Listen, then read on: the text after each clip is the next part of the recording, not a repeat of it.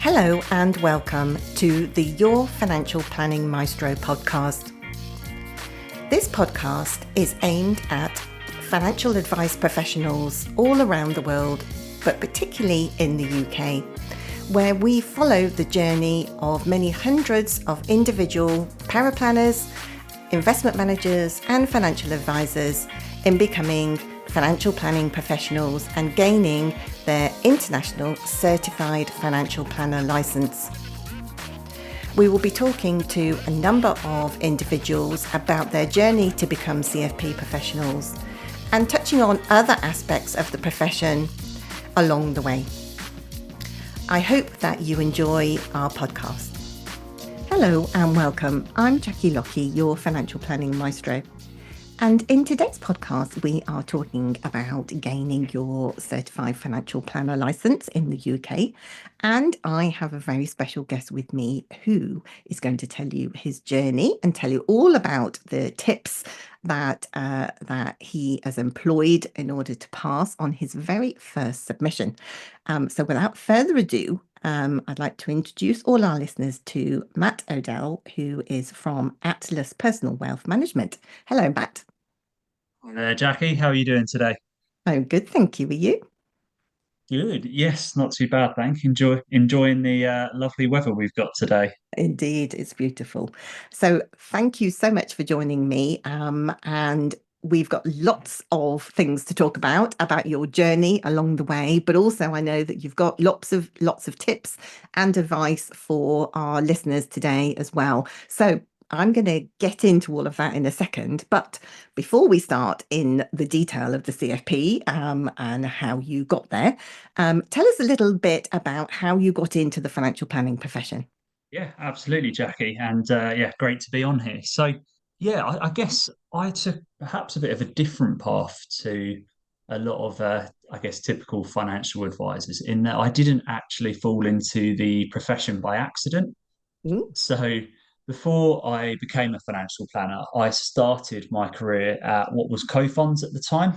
yep. So I started on the platform provider space, and they've now been acquired by Aegon. So most people probably know them as Aegon rather than co-funds, but some of the old school advisors, you might be familiar with that.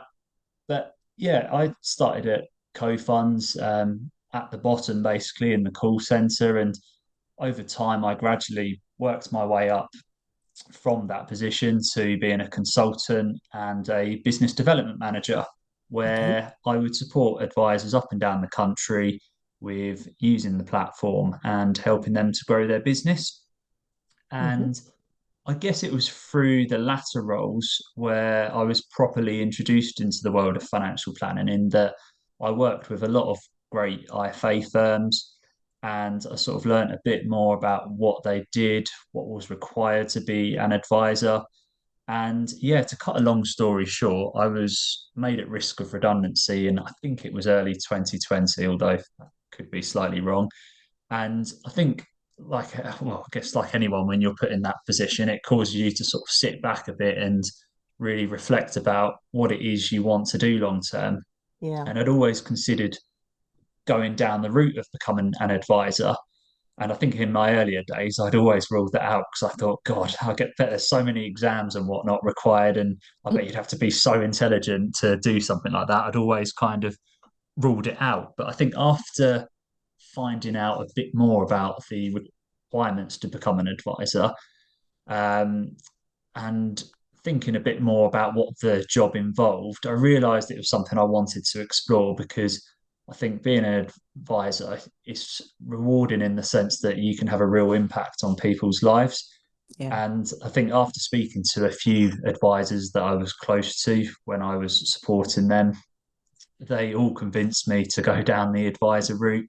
And they'd always mention about my age and that being only sort of 30, there was a huge opportunity ahead of me there. Um, and that in the years to come, it would be a no-brainer for me to go down that route. So, Yeah. yeah, I guess that then sort of prompted me to start my exam journey with the CII at the time. And then if I fast forward to now, I've worked for a couple IFA firms, and yeah, I've now recently set up my own appointed representative with ValidPath. So Wow. I've set up my own business called Atlas Personal Wealth Management. Fantastic. Well, congratulations. That's a fantastic journey, being able to, support other financial advice and planning firms and, really understand what it's all about before you decide to take that leap. So fantastic. Well done for doing all of that and for letting all the other, well done to the financial planners out there who have, encouraged you into the profession. It's a fantastic place to be. So tell me a little bit about why you decided to do the CFP and why you decided to do it. Basically, it was about 12 months ago, wasn't it, when you actually started that process? Absolutely. So I guess being young and ambitious at the time, when I started my exams, I made it not only a mission to just get myself qualified, but I wanted to know what are the most difficult exams to do to try and sort of set myself apart, really. And I'd kind of mapped out that I always wanted to get chartered status with the CII, get fellow status, and then the CFP was always one where I'd heard of it, but I didn't really know too much about the qualification. Mm, And then it was only by chance I came across a couple of your podcasts, actually, Jackie, and it caused me to sort of look into the CFP qualification a bit more. And I think after hearing from other advisors about how challenging it is, yet how rewarding it is. It was one of those where I thought, well, I've done all the difficult chartered exams and whatnot, and yeah, for me, I quite fancied the idea of having sort of perhaps one more sort of final challenge before I pull back on exams for a bit and focus more on my career and looking to start my own business. wow, fantastic.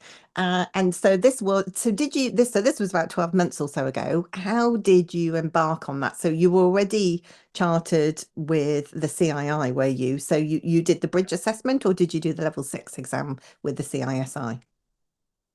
So I did the bridge assessment. So I think at the time I remember I wasn't too sure what was involved with the bridge assessment. So I went around the houses trying to find out. But I think in the end, I just signed up for it. And I think for anyone who's done the chartered exams, it's quite, I think anyone who's got those exams would be quite comfortable with that aspect of the CFP qualification.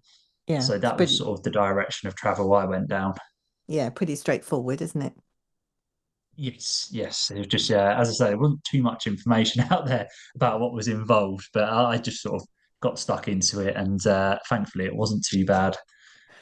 So should we give everybody a potted version of what's involved? Essentially, it's an online assessment, isn't it? Yes, Covering the gaps between the CII chartered and the CFP level 6 exam, essentially, which means that for all of those people out there who are already CII chartered, you don't have to sit the CISI level 6 exam in order to get to the level 7 and then become a CFP professional. You can sit it any time and it's online. It takes about 10 to 13 hours of study work online, and then you get two little tests, one slightly bigger than the other, I believe, and then you get two bites at the cherry for the amount that you pay for it. And then once you have passed that, you can then go straight on or take your time to pick your window to buy your quarterly window to buy your level 7 case study. Is that right? spot on. And I Something think like that. going through the CII route, I quite liked it actually because it was a bit more planning focused rather than just being focused on a particular subject, such as, tax or something along those lines. Hmm. Excellent. Yeah. And so you did that, passed with flying colours, and then did you decide to go straight on to that next quarterly window to obtain your case study, or did you have a little bit of a pause there? I did indeed. So I think before I signed up to the case study, I was umming and ahhing about when the best time was to do it because I know everyone who's passed it always complains about the time aspect and how much is involved. And I think I was looking at my diary thinking, is May time going to be a good time to do it? Because I think at the time the Euros were on. So I thought, oh God, that could be a distraction, being a big football fan. Oh, Or the other side of it was doing it, I think, later on in the year, but then usually typically later in the year, sort of tax year end time, it's a lot busier. So I made the sort of conscious decision that May was probably the best time to get stuck into it. So I think I started it as I sort of mentioned before, this go around sort of this time last year, I think it was mm, now. yeah, yeah. And so tell us about your initial approach to the case study. What did you do to get yourself ready? And how did you approach it in the very early days? Yeah, sure, Jackie. So I think my approach going into it was I always wanted to, and I always did this with a lot of my exams where there was sort of a deadline date, is I'd always try and get ahead of myself a bit. So I'd already consciously signed up to your course because I think something that I needed was a bit of structure and guidance in terms of how to approach the case study. Hmm. And then I think with the program you gave us in terms of where we should be each week, I consciously tried to get 2 weeks ahead to try and give myself as much breathing room as possible. Okay. And yeah, and I think I then sort of went through the case study. And I think at first, when you get the case study, it's quite easy to look at the facts and everything and think, oh, this actually seems quite straightforward. And I think I certainly did that. And I remember bragging about it to my fiance Gemma and saying, "Oh, this looks like quite an easy one. I think I've landed the jackpot here." But I think as you start going through the course, it gets you realise actually, hang on a minute, there's a lot more work involved than what I first thought. But Yes. I'd say, yeah, a lot of it for me was trying to be conscious of time and trying to give myself as much time as possible. And one of the other things I did do to prepare was I did reach out to a couple of other people that have passed the CFP qualification. Hmm. So Alasdair Walker was one who I spoke to, and some of the guidance he gave me was really useful around structuring the actual assignment best in terms of the marking structure and everything. Yeah. Yeah. Absolutely. And so how did you, so you took your time, you decided to stay ahead of the sweep up park runner, which was me, chasing you down from behind. Were there any particular aspects of the case study or the course itself, perhaps, that you found a little bit more challenging or a bit more unexpectedly difficult than others? Yeah, definitely. I think for me, and you hear this a lot, I know in your podcast, Jackie, it was definitely the assumptions and the spreadsheet cash flow projections. Mm. Probably, yeah, you're probably very used to hearing that, I would imagine. Yes, I So, am indeed. Yep. so I think, yeah, with the assumptions, I think the bit that was most difficult about these was it was quite easy to go round and round in circles before you actually decide on what's a reasonable assumption. Because I think it's quite easy to end up overthinking it. And I think it's quite difficult as well to keep it within the page limit because I think on my first attempt, from memory, I'm sure I had about 6, 7 pages, and I can't remember what your exact guidance is, but it's certainly to have less than six or Yes. seven pages from memory. Yes, it was five. And I can remember saying to everybody in one of the group sessions and watching the look on your face when I said no more than 5 pages. And I was like, yes, Matt's got more than 5 pages because I could tell. Yeah. And I think it's when yeah, because you'll come to a reasonable, well, what I deem to be a reasonable assumption, and then it's when you try and justify it and explain it. And I think it's with some of them, because like you mentioned, you've got to think about what's happened in the past, where are we at the moment, and where do I think we're going to be in the next 10, 20, 30 years. And sometimes it's quite hard to try and summarize that in a couple sentences. So I think Yeah. that was a challenge for me, certainly. Yes. And yeah, and I think with the cash flow forecast, I have to say, there's no way I would have managed to do them without your videos on how to build these cash flow projections. Mm, So, yes. for anyone that's not listened to any of the sort of previous podcasts, with the CFP case study, you can't really use cash flow modeling software, is my understanding. Is that right, Jackie? Yeah, so the CISI said that in theory you can, but you have to amend it so much, which is where Alistair's quite famous for getting, I think he got like 36% in his first submission for his case study because he used software, he used Voyant, and because Voyant and Truth and some of the others, they lump all the assets together in the assessment, you are required to demonstrate how each objective is met rather than how they're all met in their entirety. And so it's very difficult to retrospectively demonstrate how each objective is set.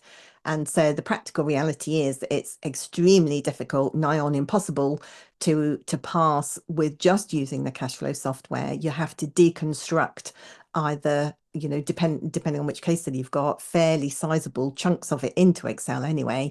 And I can remember talking to Alistair and interviewing him at the time, and he said, "Oh, Jackie, I wished actually it made matters worse by using the software because I had to deconstruct it into Excel, and that took longer than if I'd just done your course and done it that way from the start." Yeah, absolutely. And I think I'm glad I went down the route of doing it through the spreadsheets. And I think whilst I'd like to think I'm quite savvy on Excel, yeah, your video guidance definitely helped with that. But I think, yeah, because obviously there's only so much guidance you get in the videos, there is also an element, I think, where everyone's case study is different. And yeah, I think sometimes you also have to use a bit of your own sort of initiative, I guess, to work Mm, out, okay, what do I need to do in this column that's not, so I think some of the videos, for example, it wouldn't cover how to do one or two different scenarios. So I think I remember going on Google or ChatGPT a couple of times just to work out how to do certain formulas and different bits and bobs. But I think the other thing as well is once you've built your cash flow projection, it can be quite easy to end up then going around in circles trying to decide what you're actually going to recommend. And I think yes. for me, this is probably where I ended up spending the most time. And it wasn't the most constructive time, but I kept thinking, right, these are going to be my recommendations. I'd run it through, and then I'd think, oh, actually, should I do this instead? And I just kept going back and forth and back and forth. Um, Before I think in the end, I took some time away and just sort of said, right, what would I do in a real life scenario? Typically, I'd Yep. keep things as simple as possible. And that Yep. was kind of what I ended up trying to Yeah. do. And I think some people do approach this with the view that they're trying to demonstrate everything that they know and put it into that financial plan. But actually, as you said, we need to do step one is to keep everything as simple as possible. And two, everything that you write has to be directly relevant to that particular client rather than this, huge demonstration of how fantastic a financial planner I am. That's not actually what the assessment requires, is it? No, and I mean, that's where it's quite useful to look at the marking criteria, I think, when you do these things. And I think sometimes where that was something I did quite a bit was actually sort of looking back at the marking criteria and when I was writing up my actual case study and doing my assumptions and everything, it was working out, okay, does it sort of meet this criteria or does it fall short? And that was quite useful, I found, in terms of making sure I was, I guess, on track with how I was doing things. Yes. And so how many hours do you think it took you to do the whole submission? God. I think I know the guidance is 200 hours, but I think for me, personally, it felt like it was a lot more than 200 hours. But I would say that's probably there or thereabouts. I mean, I always try to set aside some time in the mornings as that's when I worked best. But I know in the sort of couple of weeks sort of coming up to the deadline date, I was doing a few late nights trying to get everything where it needed to be, but then also having a bit of a sense check and just making sure the whole report flowed well. There wasn't any sort of grammar mistakes, that kind of stuff. And that can be quite time consuming as well when you've got 60 Yeah. pages to go through. Yeah. And then I think, when you make notes as you were doing along the way as well, actually, making sure that you're writing up the full explanation of what you're recommending and why, why you're discounting other potential options, it is quite a common mistake that lots of people fall into as well. So, you did a brilliant job of being able to, explore the different strategies, and then come to a conclusion, didn't you? Yeah, definitely. And I think you hit the nail on the head there. I think with everything you do with the CFP case study, I think you've just got to always ask yourself why and then put that down. Mm. Because, like you said, I think if you put something down, as long as you've got there's strong justification in terms of why you're doing it, and the benefit that comes from that, then you're going to be okay. But I think, yeah, certainly going back to the point of how many hours it took, I think that doesn't even take into account how much you then think about the case study mentally. Because I think there was Yeah. times when we were walking the dog in the evenings, and I'll be mentioning Tony and Susie to Jem, and I think she wanted to murder me at times, to be honest, Oh, Jackie. murder Tony and Susie. Oh, yes. Yeah, I'll never Oh, forget dear. those names. Just put it that way. Yes, you're not alone. This, as I've said to you before, that it's completely natural to both think, oh, this is a pretty straightforward case study at the start, and then you kind of think, oh, yikes, no, it's not. And then by the time you get to the end of it, you're like having sleepless nights and waking up thinking, oh, yes, I could have done that, couldn't I? And oh my God, I just want to chuck this case study in the bin by the time you get to the very end. So all of those emotions, that roller coaster that you've been on, all perfectly normal, and all part of the process. So, do you think that has it challenged now the way that you deal with real clients after achieving the CFP? And obviously now in the middle, you've just set up your own business. Um, how is it going to change how you give advice and that process of advice in the future? Yeah, so I think there's three sort of areas that I can think of that come to mind. I think one of them is assumptions that are used for cash flow modeling. So since I've set up, I've got a sort of a one-page doc, really, kind of similar to what we had to put together for the CFP, and it explains all my assumptions and the reasons why, in terms of making sure that they're quite, reasonable and justifiable. Whereas I think before at sort of previous firms I was at, that I don't think we really had anything set for the assumptions. It was kind of you use the default on the cash flow modeling software, which actually, if you look at some of the default assumptions, I'd argue that in quite a few cases they're not always probably the most reasonable assumptions to use. Yeah, yeah, So that's definitely one of the ways. And I think the other one is also expenditure. So I guess I've always been 50-50 on this. And I know there's a lot of advisors out there that have a different approach to this, but I know there's some advisors that when it comes to a client's spending, they'll ask a client to give them a rough idea of what they're spending, broken down into essential, and your discretionary expenditure.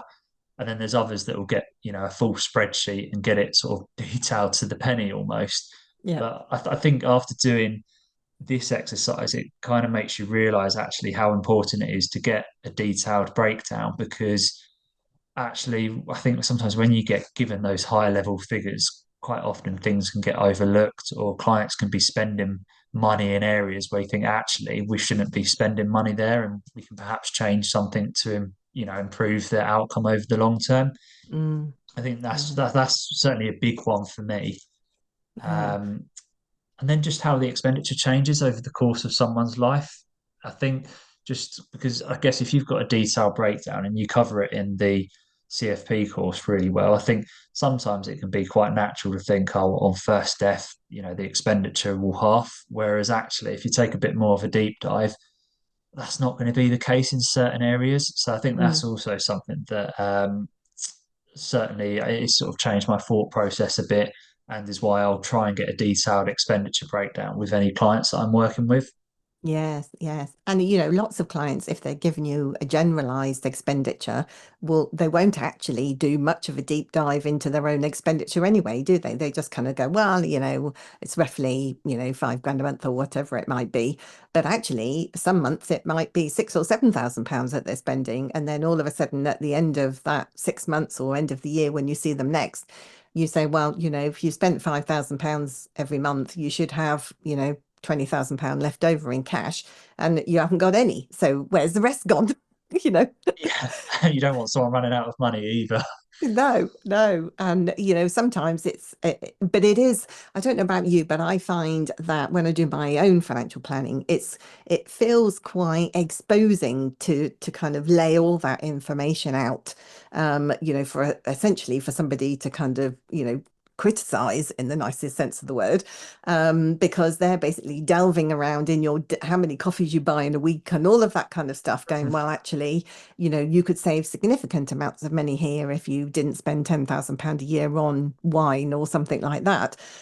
So, maybe that's why some clients, kind of think, oh, I'll just give them a rough idea. But actually, it's important to have that conversation, isn't it? And say, I can demonstrate that I know it's a bit of a pain, but getting that information can make the difference between you being able to achieve an objective when you want to, and actually me advising you to take a longer term strategy and perhaps delaying that objective. Absolutely. And I think it's about emphasizing that point to the client because I think sometimes when you mention, oh, can you fill out this spreadsheet and break down all your expenditure, it might be seen as a bit of a barrier. But I think as long as you explain it in a way that, justifies why you want that information and what benefit it will bring to them, if it Mm, means the financial plan you're putting together is more likely to be accurate, which then means you can give the client more peace of mind about where they might be in the future, then it's a no-brainer to do, really. And once you've done the exercise once, it makes it a whole lot easier doing it going forwards, doesn't it? yeah, absolutely. And it is actually one of the things that was flagged by the FCA in the retirement income review and the cash flow review that they looked at, was this issue of how robust is a financial plan. And, some of the basics, which, you have to start with the expenditure, can have a phenomenal effect on, clients' ability to achieve those objectives. So it's not just us here talking about it and how useful it is for the CFP. Actually, it is something that the regulator is looking at. So be warned, everybody out there. Excellent. So Definitely. we're nearly at the end of our interview today, Matt. So I just wanted to say, first of all, before I ask you my final question, congratulations on passing on your very first submission. It is a monumental achievement and actually testament to all of your hard work, and all of the processes that you followed and all of those nights early mornings where you've been going round and round in circles, questioning yourself and re-questioning yourself about why you were doing what you're doing. So I know that, starting a new business and that your CFP is going to help you do all of that. But I just wanted to say congratulations for all of us here at Lockie Consultants on a great first time pass. Oh, thank you, Jackie. And yeah, thank you for your course because I know certainly without it, I would have struggled big time. Let's put it that way. Oh, that's my pleasure. My pleasure. So let's get on to our final question of the day then. And that is about the advice that you have to share with anybody who perhaps is starting their journey, whether it's this month or maybe sometime in 2025, and they want to become a CFP professional. Can you share any tips or advice that you would give them along the way? Yeah, so I think I've got a few tips actually. So I think my first tip obviously would be to pay for your course because I think, yeah, to pass without your course, I don't know how anyone manages it, to be honest, because I think with the course, what it gives you is structure, which I think is quite important, and someone that holds you accountable in terms of obviously making sure you're at the stage you need to be with your case study and everything. But also when it comes to what's arguably the most difficult part, which is building the cash flow projections on an Excel spreadsheet. Yeah, I mean, if anyone can do that without your guidance, I'd be very impressed. Let's put it that way. Um, I'd also suggest actually speaking to other individuals that have passed the CFP because they'll be able to share some of their experience and give you a few sort of hints and tips in terms of what's worked well for them. And then you can sort of obviously use some of that guidance in terms of the way you approach your case study as well. And I think the last couple I would say is that I think going into it, you need to make sure that you're able to commit the 200 or so hours that are required to the assignment because I think going into it, it can be perhaps a bit easy to think, oh, it's not going to be that bad, but it is an absolute monster, and I think it's one of those where it's difficult to find the time, I think, especially if you're doing it over tax year end or if you've got children. So I think it's something you really need to think about is, when in the year, if I'm going to do this, can I dedicate the most time to it, without lots of other things happening in life at the same time. Mm, And I think the last one is just to go into it with an optimistic mindset, because I think there's can be a lot of stages where it can feel perhaps a bit overwhelming, or you feel like just giving up. And I know there was a few areas in particular where I think I was close to losing the will to live, but I always found in them situations, if you just took a bit of a break, slept on it, and just kept going, you'll be okay. And usually, I find you take a bit of time away from it, and you'll sort of think, actually, this is what I need to do. This is how I fix the situation and move on. But I think, as I said to you before our call, Jack, I think I always went into it with the mindset that not many people pass first time. So if I fail, then it's not the end of the world.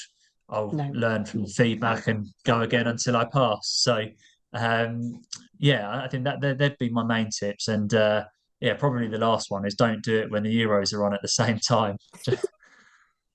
If you love football, although if you don't love football, obviously you can. Yeah,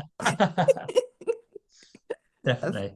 Matt, it's been an absolute pleasure to talk to you today. Thanks so much for joining me on the podcast. No, thank you, Jackie. Really enjoyed being on the podcast. Take care. It's really interesting, isn't it, to listen to different people who have different experiences of gaining their Certified Financial Planner certification, or maybe developing the financial planning profession at large. If you know anybody who you think might be interested in listening to any of these podcasts, then please do pass on our details. That's it for me. I hope you've enjoyed today's episode. See you again soon. Bye for now.